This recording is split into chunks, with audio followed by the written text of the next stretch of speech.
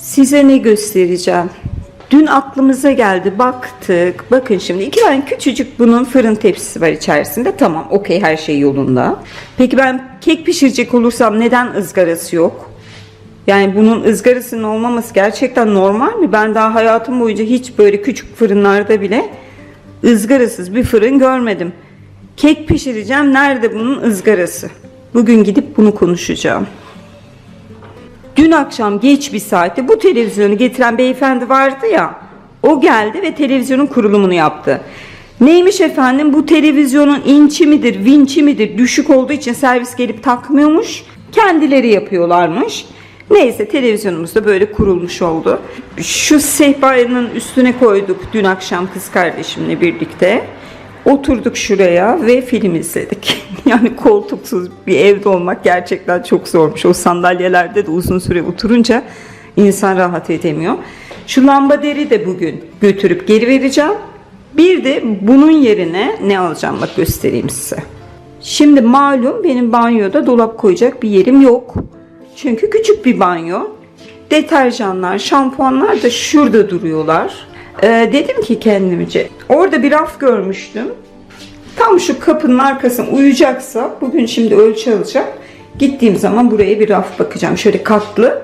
En azından hani şunlar buradan kalkmış olur diye düşündüm. Daha aynayı falan da taktıramadık. Bu arada tüpü de taktıramadık ama bir numara buldum. Onu arayacağım eve geldikten sonra. Merhaba arkadaşlar, kanalıma hoş geldiniz. Nasılsınız, iyi misiniz? Umarım her şey yolundadır. Biz de her şey yolunda. Cebelleşmeye devam. Hemen bu görüntülerin önünden göstermiş olduğum bu eksikleri tamamlamaya gideceğim biraz sonra. Hatta şöyle yapacağız. Zeynep evde kalacak. Zara ile beraber. Yeterince evde kaldım zaten. O hazırlanana kadar onlar. Ben bir çırpıda şu işleri halledeyim. Hani işimiz biraz hızlı yürüsün diye düşündük. Böyle eksikleri yazdım. Daha sonra da beraber Ikea'ya gidelim dedik. Ikea'dan da alınması gerekenler var. Onun da listesini hazırladım. Şimdi metremi alacağım. Şu fırın teli, ondan sonra şu lambaderin bir çözümünü bulacağım. Hava da böyle kapalı gibi, sanki yağmur yağacak gibi ama yağacağını zannetmiyorum. Ne güzel olur ya sanki. Yani biz eve geldikten sonra yazsın. Fark etmez ya, ısınırız. Makyajım atar. Ay pardon, yani makyajı bozulmuş. Neyse ki döndükten sonra artık aldıklarımı sizinle paylaşırım. Bakalım bir gideyim, bir cebelleşip geleyim şu lambader problemiyle, ondan sonra şu ızgara problemiyle. Bunlar büyük bir ihtimalle değiştirmek istemeyeceklerdir. Çünkü her zaman gibi fişimi yine bulamıyorum. Çünkü karıştık kaldık. Neyse, görüşürüz az sonra. Görüşürüz. Kendine dikkat et. Tamam. Karşısından size bir yayan yürüyeceğim. Kafalarına çarpıp geleceğim. Fırının da fotoğrafını çektim. Hadi adios. Görüşürüz. Durmuyor, bay bay.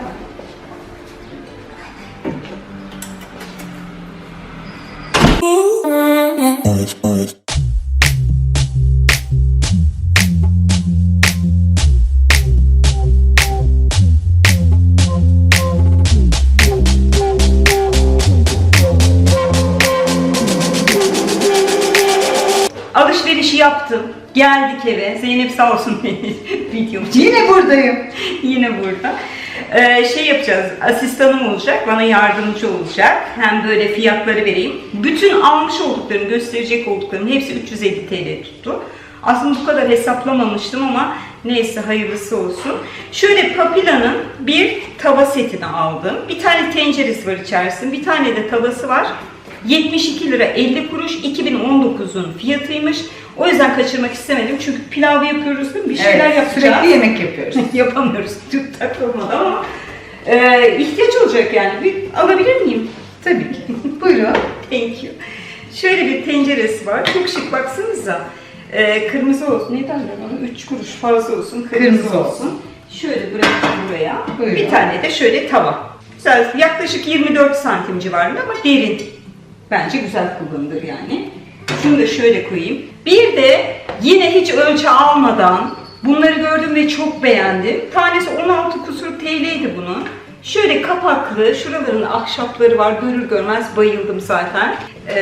Hava aldıracak şekilde. Kendimce şey diye düşündüm. Hani patates ve soğanı burada muhafaza edebilirim. Şu rafa da koyabilirim bunları. En azından onlar ortadan kalkmış olur diye düşündüm. Hiç hesapta olmayan bir alışveriş. Ne güzel elim terazi gibi falan diyorum ya. Hatta o ayakkabılıkları ben kiler gibi kullanmıştım. Onların da ölçüsünü almadan gitmiştim. Ancak şu biraz büyük geldi. Hani bir beraber gittiğimizde mi almıştık? Küçük bir tane almıştık.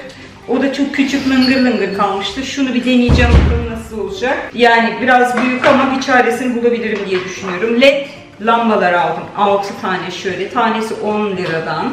Bunların hepsini değiştireceğim.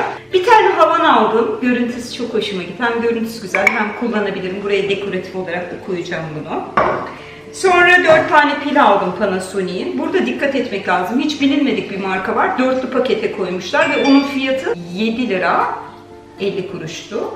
Bunun şöyle fiyatı 2 lira 50 kuruş olunca 2 tane aldım. Bir tane Nihale aldım. Burada ihtiyacımız olacak yine böyle ahşap bir şey. Çok da uygun bunun da fiyatı bakayım. 3 lira 50 kuruş. Bir tane şöyle narenciye sıkacağı aldım. Minnak böyle kibarcık bir şey. Şöyle bir şey aldım. Kek çırpmak için özellikle silikon tencereleri çizmesin diye. Zeynep çay kaşığım yok diye dalga geçti diye şöyle bir şey aldım. Bu da 4,5 lira mıydı, 5,5 lira mıydı öyle bir şey. Şöyle kalpli kalpli.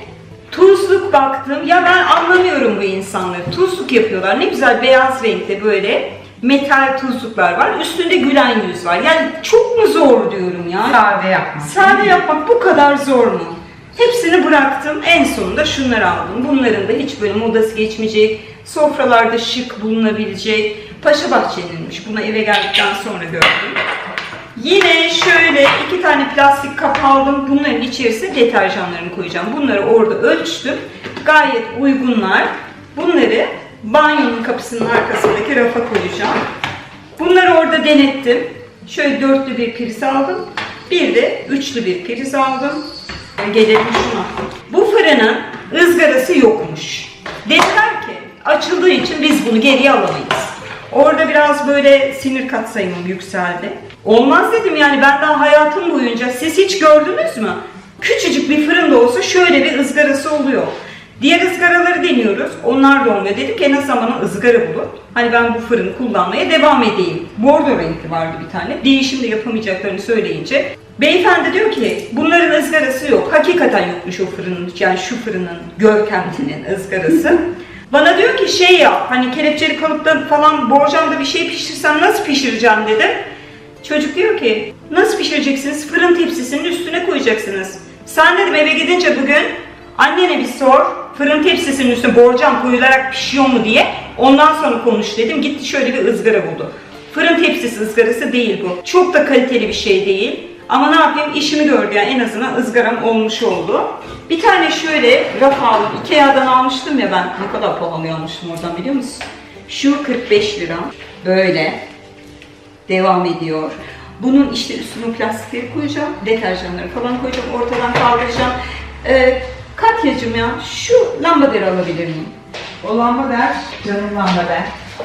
Bir de fişi olmadığı için bunların var ya sorun oldu. Ne güzel kendileri monte etmişler. Şu duyu, şu altını değiştirdiler. Ondan sonra şu bizim kendimizindi. Bir de bunun nesini unutmuşlar biliyor musunuz paketin içinde? Şurada bir duyunu böyle sıkıştıran bir plastik bizimkinden çıkmamıştı. Böyle bunu sağ olsun değiştiriverdiler. Sonra dedik hani bu kadar para ödedim. Hani çok uzak değil ama çok yakında değil. Taksiyle gelsem 15 lira tutacak bir pil tuttu.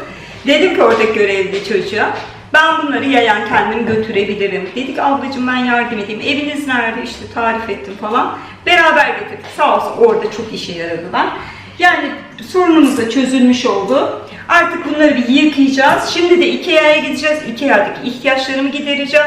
Kameramı oraya götüreceğim ama döndükten sonra paylaşacağım sizinle. Şunları falan bir yıkayalım. Daha sonra birlikte yerleştirmesini yaparız. Yaparız tabii ki. Peki. Evet. Ne diyorsun? Nasıl bir iş görmüşsün? Harika. Dönüşte de böyle patatestir. Ha patatesimiz var. Soğanımız yok değil mi? Yok. Yani böyle soğan alalım 2 tane mesela. Tamam. Ya alabiliriz soğanlarımız var bak Hilal. Evet. Sen şöyle bize güzel bir yemek yapsan. Tabii ki yapayım. Fırına şöyle bir şey sürsen. Sürelim. Ne süreceksin? Köpek öldüren mi? Tavuk. Tavuk, patates. Evet. Tamam. Tavuk, patates, domates, biber. Hala konuşamıyorum. İyi olacak, iyi. Kız 8 dakika oldu, kapatıyorum ben bunu. Rahatın yerinde galiba. Ikea'nın prensesi benim kızım. Bu da Ecesi. Bugün benim 45 TL'ye aldığımın Ikea'dakinin fiyatına bir bakalım. Tamam, yorulduk. Yorulduk. Elimizde getirdik çünkü. Evet. Elimizde taşıdık. Ve çok gezdik. Ve çok gezdik. Ikea'da Yürüdük. inanılmaz eğlendik. Zeynep dedi ki abla benim şu alışveriş arabasının içerisine bir fotoğrafımı çeker misin dedi. Ondan sonra Film koptu. öyle bir sürdüm ki Zeynep'i. Öyle bir sürdüm ki aklı çıktı. Ve bizi gören herkes arabalara bindi. Aynen öyle. Değil mi? Orada bir Evet. böyle 5 tane bayan vardı. Bayağı orta Evet. yaşlı. Bizden feyiz aldılar. Onlar da bindi. O kadının ismi neymiş? Zeynep. Zeynep'miş. Tesadüfen bu sefer. Sonra dedik abla bir de ben seni süreyim. Ay ne kadar eğlenceliymiş o araba. Bayağı bir eğlendik yani. Bilmiyorum, o görüntüleri de koyabilirim. Hemen bu araya. Katya fotoğraf çektirtmek için arabanın içine binmiş. Bakın şimdi ona ne yapacağım.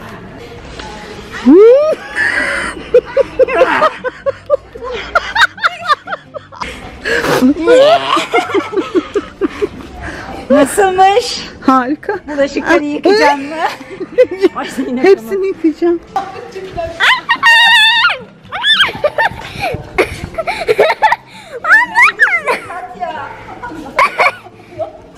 Şimdi Zeynep başla. beni çok şey yapma. Öyle mi? Sen bana yapıyordun ya. Ben korkarım. Zara. İleriki taşlamasın. Çocuğa çarparsın sen, bak araba kullanmayı bilmiyorsun. Ya beni...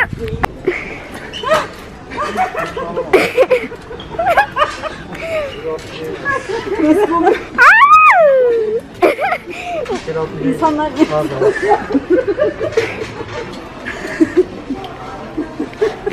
Kodu söyleyin bana. 104 155 94. çocuğuma çarparsın. Zeynep. Bekle bak arada. Ama ben buradan öyle görmedim. Başıma falan çizilmiş ha. Halleluya. Halleluya. Kucak tut tamam.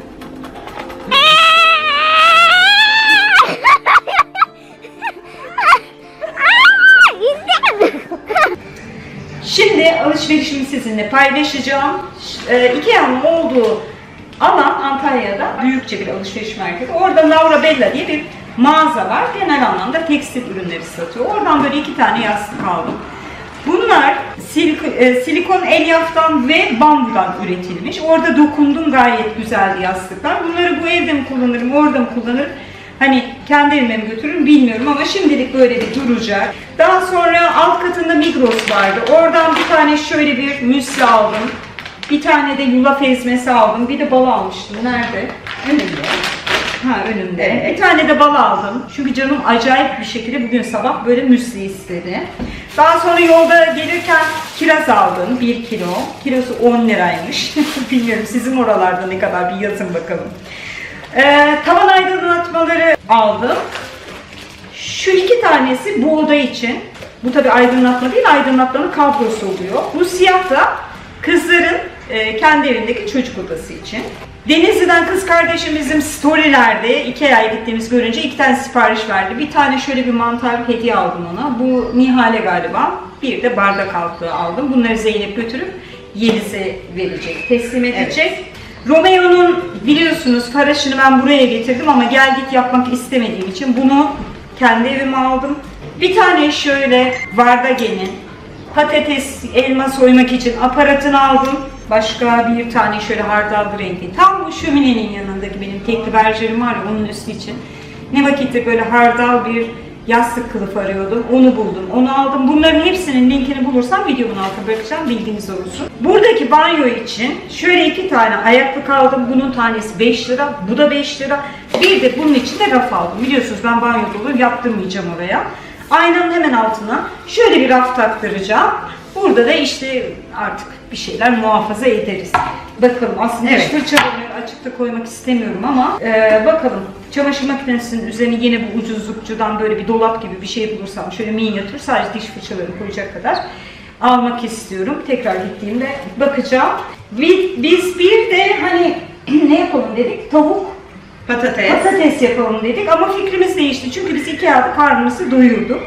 Daha sonra en sevdiğimiz hot doglar. Şöyle 4 tane hot dog aldım. 2 tanesi Zara'nın, bir tanesi Zeynep'in, bir tanesi de benim. Yani bugün akşam yemeğinde bunları yiyeceğiz. Şeyler vardı şurada, aydınlatmalar vardı. Evet. Onları da bir alabilir miyim Katya'cığım? Buyurun. Anlamadım. Aşk olsun. Buralara sadece böyle kağıttan tavan aydınlatması aldım. Bunlar buraya takılacak ama 2 tanesini aksesuar amaçlı takacağım. Ay bir de sandalyeyi unuttum ya. Sandalye Şurada nerede? hemen arkada. Bir an unuttuk zannettim. Ay Allah korusun. Bir de biliyorsun zaten 3 tane bundan 5-6 yıl önce almıştım bu sandalyelerden. Bir tane daha aldım, 4'lü olsun. Bunları bunu balkonda kullanacağım ama bunun için elektronik şeye lazım. Tornavida lazım. O tornavidayı evden getireceğim. Bunun kurulumunu daha sonra yapacağım. O tencereleri alabilir mi isterseniz, Lütfen. rahatsız edecekse. Ocağın üstüne koyalım. Şöyle. Bir bıçak rica edebilir miyim sizden? Tabii ki. Evet, Filiz Hanım'ın dahiyane buluşu. Çünkü bunu kesmem lazım. Çekmeceye sığmıyor. Bıçağım da iyi değil. Şu testereyle denedim. Olmadı. Dünden beri tek derdimiz buydu. Tüpümüz de takıldı. Bak şimdi alev aldıracağım. Tamam mı?